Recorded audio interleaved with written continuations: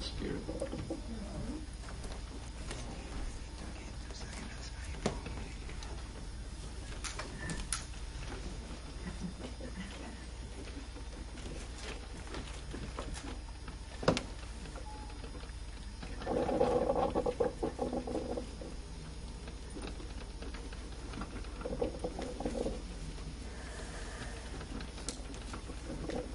Thank you, Manny. My name is Andrew Smith. I will be your chairperson today for this service. And I would like to ask everybody to please stand for the invocation led by Reverend Steve Adkins and remain standing for our first hymn.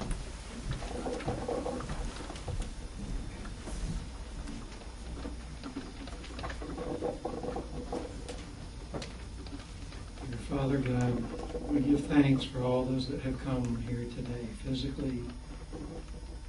We ask that your blessing be upon all here today. May we sense those of like mind. May we feel that presence of you within all. May we feel our minds open. May we feel our hearts open. May we feel our spirits filled. Amen.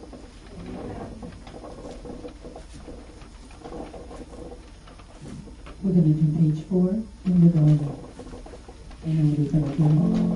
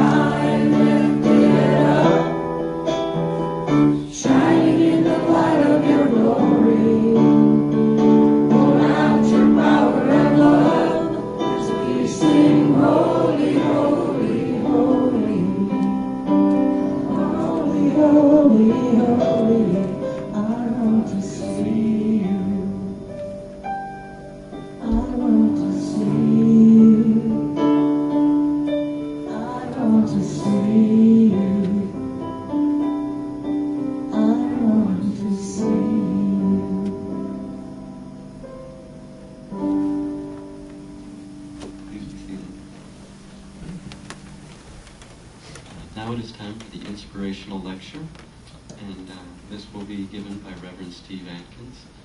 If we would all welcome him kindly.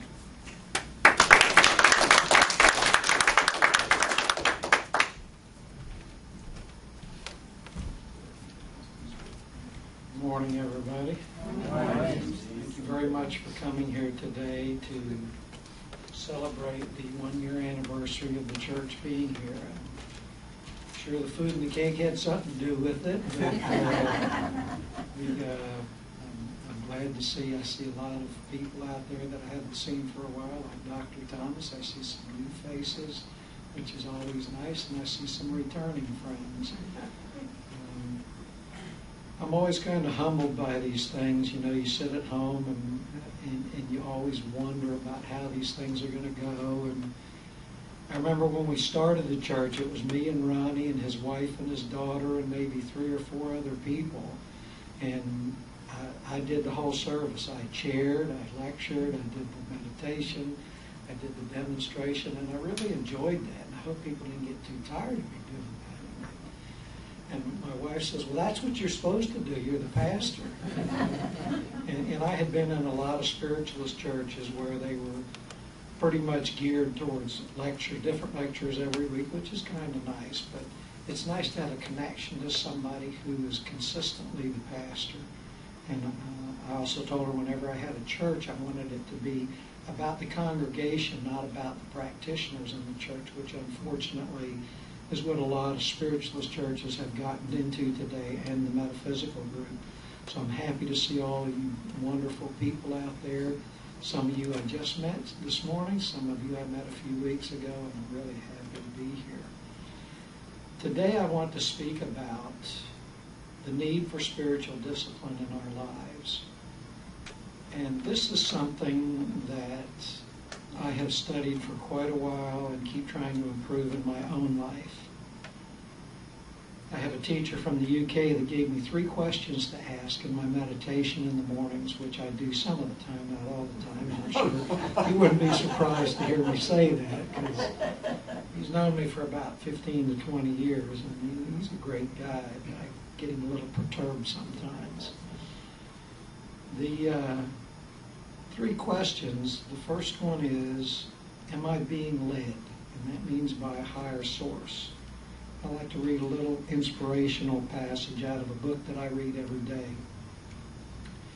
This is the time for my spirit to touch the Spirit of God. I know that the feeling of the Spirit touch is more important than all the sensation of material things. I must seek a moment's contact, and all the fever of the day leaves me. Then I am well, whole, and calm, able to rise and minister to others. God's touch is a potent healer. I must feel that touch and sense in God's presence. As you heard in the meditation, I talk about the humanness of us and the spiritual part of us. This is how I view the struggle that goes on within us most of the time, is the human side of us and the spiritual pushing of us. I wake up on occasion with the world's weight of worries crushing me down, families in disarray, and I'm sure that I'm sure my problems aren't unique to me, but they are just as hard to handle as anybody else's. When your family's health isn't well, when your finances are difficult, and you would hope they don't all hit at the same time, but doesn't it seem like they manage to hit mostly at the same time? And in these times of challenges, it's difficult sometimes to see God in your life and see the leading that God has for your life. Sometimes the challenges go on for a long time, years. Sometimes they go on for days. Sometimes they only go on for hours. But the trick with this, and I don't want to call it a trick, but the thing that I have found that leads me out of these times of desperation is my spiritual discipline, my belief in a higher power, and a belief that I am being led, a belief that there is a purpose and an intelligence in my life beyond my own, because God knows my own intelligence has really caused me a lot of difficulty over the years. So I hope and believe that there's an intelligence in my life other than my own. And when I draw to this belief, a spiritual faith, that guidance is there, even if I can't see it, the intensity of what is going on with me stops. It doesn't stop, it stops getting intense, more intense. And the intensity of it starts slowing down. You know, this runaway train feeling, this feeling of falling down a hole, stops where it's at when I believe that. Now, climbing out of that hole or getting off that runaway train is the next part of it. But stopping it is the first trick. Just arresting it in its tracks. And that's what a spiritual belief in God's purpose in your life, a true belief, even if you can't see it, will do. It will arrest that movement. I know, like I said, that I've had some really dark times in my life. I've seen a lot of unkind things done by people to other people for no apparent reason. I was incarcerated for about 5 years, and I saw some really difficult things occur during that time. And the hardest thing I had to do was not get involved. The hardest thing for me during those times was not to step up, not to involve myself when I saw somebody being attacked or somebody being taken advantage of. That's what caused me the most harm. I never had any harm occur to me because prior to going in there, I was a full contact martial artist, and I had very little trouble in there that I couldn't resolve. But my inner part of me hates to see anybody harmed. I hate to see anybody hurt. But if you intervene in these difficult times, you become a target yourself. And that's the difficult thing, is not to become involved. And I'm sure it's like that out here in the real world. The hardest thing sometimes is not to become involved in something. And sometimes that's exactly what it takes for that situation to find its own course, is for me not to be doing anything with it. Inaction sometimes is the hardest thing to figure out when to do. And when we're being led, just like when we get involved with somebody who is much smarter about things than we are, in order for us to be led, we have to stop doing what comes natural to us, stop doing what our first impulse is. So many times when God's leading us, we have to stop doing what we're doing and allow that guidance to come in, allow that movement, that purpose to come in. The second question that I am told to ask is, am I being led well?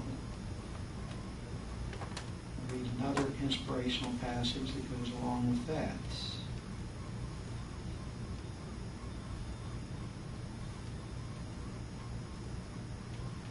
I will try to grow in this new life. I will think of spiritual things, and unconsciously I will grow. The nearer I get to the new life, the more I will see my unfitness. My sense of failure is a sure sign that I am growing in the new life.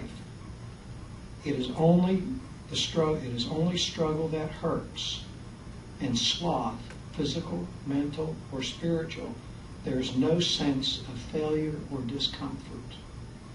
With struggle and effort, I am conscious not of strength, but of weakness, until I am really living the new life. But in the struggle, I can always rely on the power of God to help me. Isn't that so true? We love the good times. It's easy to be grateful when the bills are paid, you know. It's easy to have that positive, forward attitude when everything's great in our lives and we don't have any challenges. But when the challenges and the struggle begins, that, again, do we think that we're being led well? Is our philosophy right? Are we perceiving things correctly when we are asking for God's guidance? This is the second part of being led. Do I think I'm being led well? Hopefully your answer is yes, because our challenge again is to see God in the struggles as well as the happy times. Because with forward motion, there's always friction of some sort in the physical world and the spiritual world. Anytime we try to move forward, there's going to be discomfort. We're stepping outside of what we realize. We are stepping into unknown territory. So we are going to have those challenges and those struggles. I know that as long as we have children, we're going to want to fix them.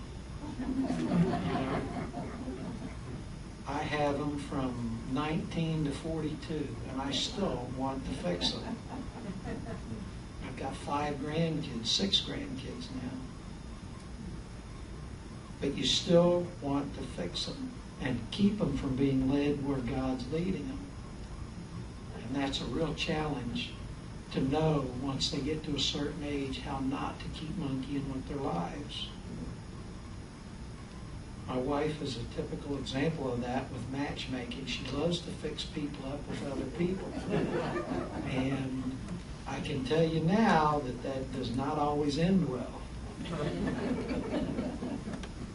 So sometimes it comes down to stepping back and being inactive, but still caring and loving. You don't shut off caring about people, but your higher spiritual mind knows that they have to meet these challenges. You can be there to help them. You can be there to encourage them. You can be there to support them, but you can't be there to stand in the way of that spiritual lesson for them. Neither can you stand in the way of your own spiritual lessons. What does the Bible say? The rain falls on the just and the unjust. There are natural things that occur in this life to the good and the bad people, the happy and the unhappy. Many of the same challenges present themselves to both. There is no buy in this life of having to meet life's challenges. There is no belief system, and I believe in all belief systems. I'm not saying any of them are false, but there is no belief system that is going to get you to where you do not have challenges in your life.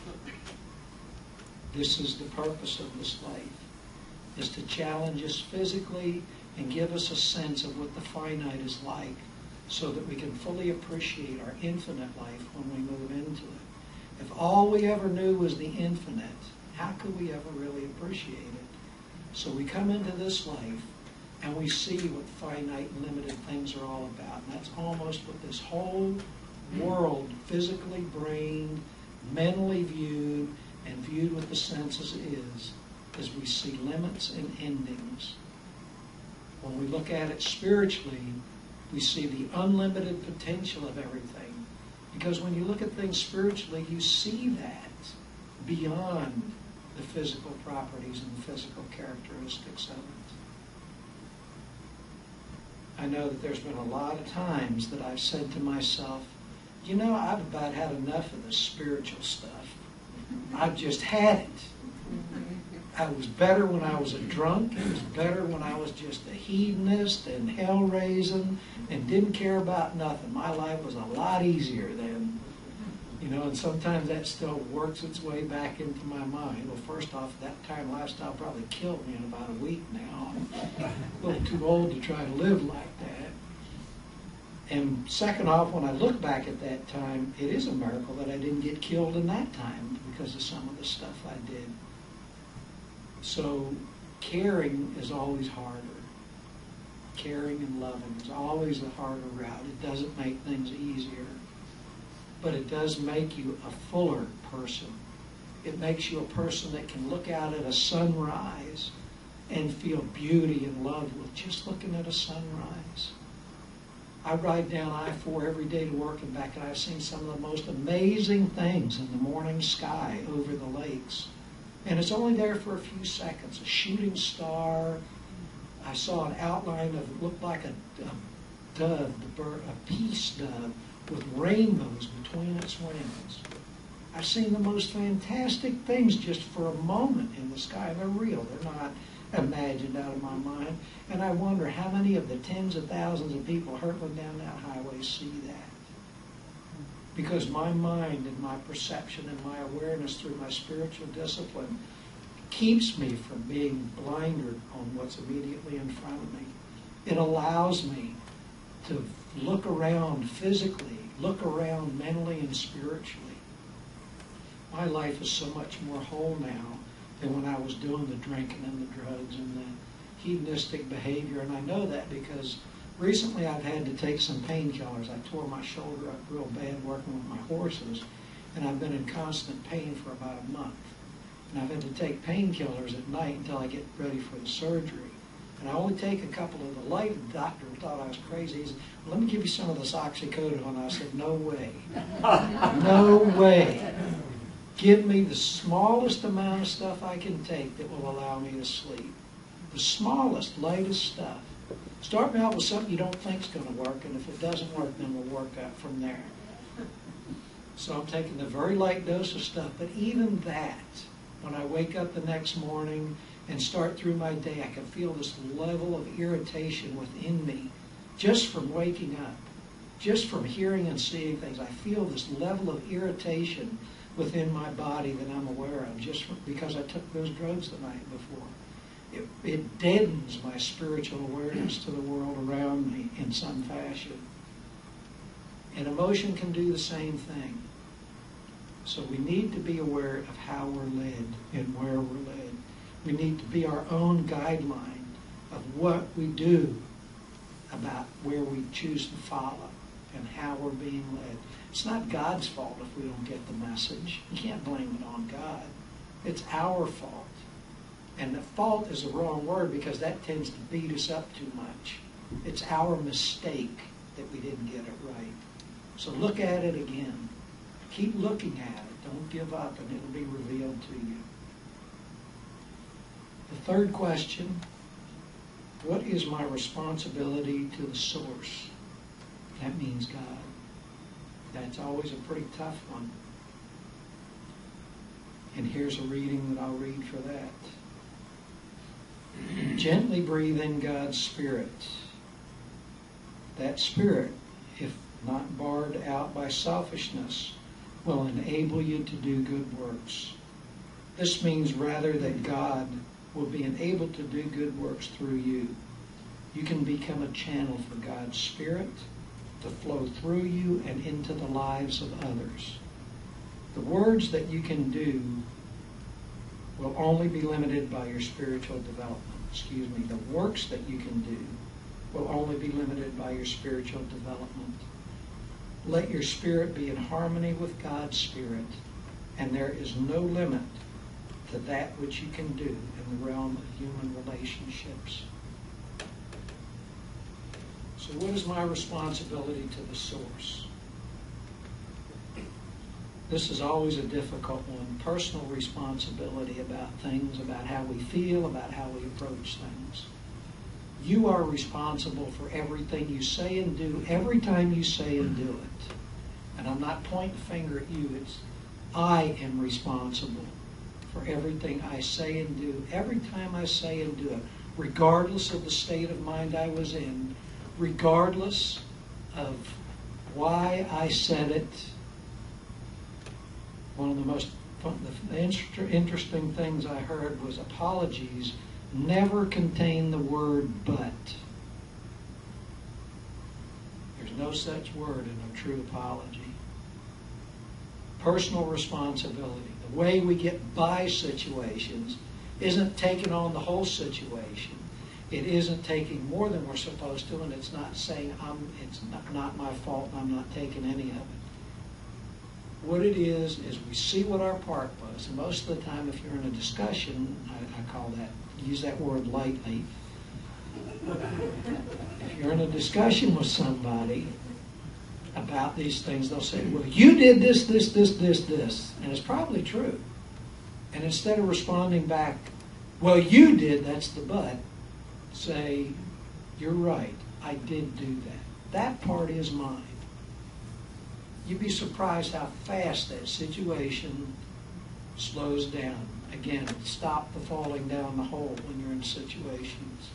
Yes, you're right, I did do that. And I'm sorry. Whether it was a minute ago, a year ago, or an hour ago, that's the best way to stop falling down a hole in those kind of conversations. You're right. Take responsibility for what's yours and move on. If somebody's not willing to stop the argument, it's theirs from then on. You've taken your part, you've done your part, and you're ready to move away from it. Don't keep this circular argument going. Don't keep this circular energy going in your life. And you might, and I'm not saying this is going to give you this wonderful sense of freedom all at once. what it does is stop the pain. It stops the falling down the hole feeling. It stops the difficult feeling. And it gives room for a sense of peace to move into your life. So you have to create opportunities and keep working to make things better. There's no silver bullet. There's no system that is going to clean it all away and make it wonderful and bright and rosy after a weekend workshop, or reading something for 10 minutes, or reading something even for an hour. It's an ongoing process with your life. So my responsibility is to get up in the morning and make the best out of every situation I can, even if it's feeling bad from the minute I wake up. And what I do when I wake up these mornings feeling irritated and frustrated before anything even happens is I remind myself that I'm feeling like that. And as I start encountering people through the day, I remind myself that that's already there. And it keeps me from acting out on it. So know yourself, respond to yourself, and guide yourself. God's there loving you and helping you every step of the way. And if you ever do choose to act really human, of course, we all manage to act screaming, 100% human at times about things, it's okay. It's okay. You're allowed to act like that. That's your nature. That's who you are in this physical body and this mind. But it's not okay to think it's okay. It's okay to be that way because it's your nature. But you need to task yourself, and even if you say to yourself, I really wish I hadn't done that, then you stop the falling down the hole feeling again. And that's what most of this is.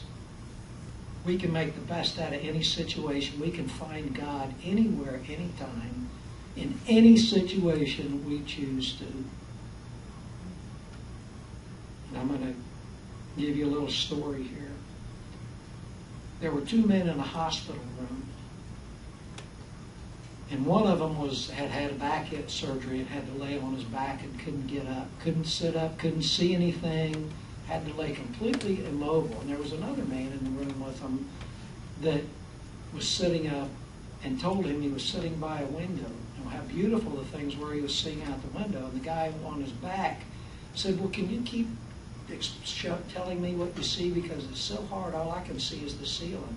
So the guy near the window keeps on talking and telling him about the beautiful things in the park outside, the wonderful sunshine, and for hours and hours a day, for days and days, he keeps telling him what he sees out the window. And finally, one day, the other man is gone.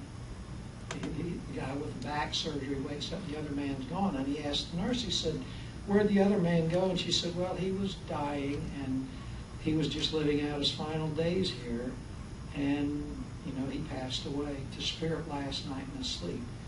So the other guy says, well, can I be moved over by the window so I can see, at least up out the window? So they move him over there, and the window's bricked up. There's no window to look out of. And he asked the nurse, he said, this guy was explaining the most beautiful things to me over there. What was he seeing? She said, well, he wasn't seeing anything. He was blind. And he said, well, why would he tell me those things? And the nurse says, maybe he just wanted to lighten your load and be nice to you for a little bit. So here's a guy dying, blind from his whole life, and he's helping this guy, describing things he's probably never seen himself. So these are the things that we can do, our responsibility. Know when to have inaction, know when to be kind, and believe in yourself as a spiritual being. Believe that God is in your life, and if you momentarily get fed up with God, God's still there, believe it or not. Thank you.